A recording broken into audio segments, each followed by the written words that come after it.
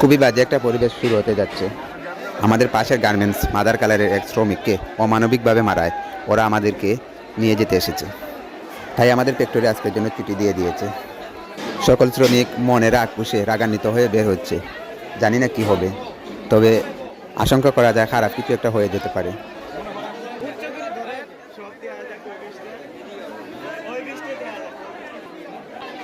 আল্লাহ হেফাজতের মালিক, যে দেখি কি হয়। ঝামেলা আমার মূলত ভালো লাগে না, তারপর বন্ধু বান্ধবের সাথে যেতে হয়। তো আল্লাহ ভরসা, দোয়া করবেন।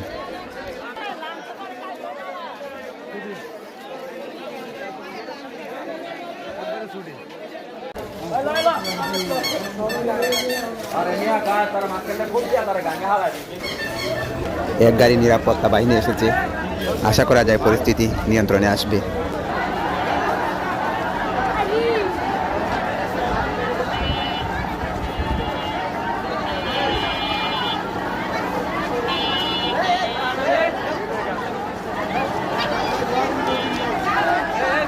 ইন্নালিল্লাহ, শুরু হয়ে গেছে ওই পাশে ইট পাটকেল চোরাচুরি, আর এদিকে পুলিশ রেডি হচ্ছে।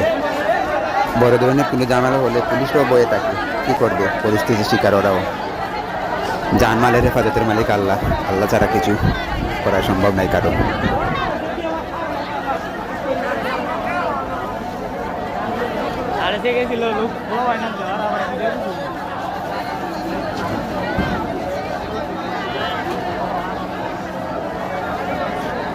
মাদার কালারের মেইন গেট দুইটা।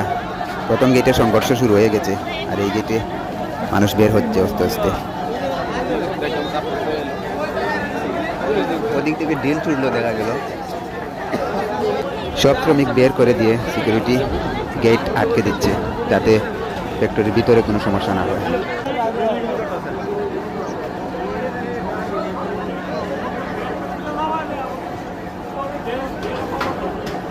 করতে পারবো না,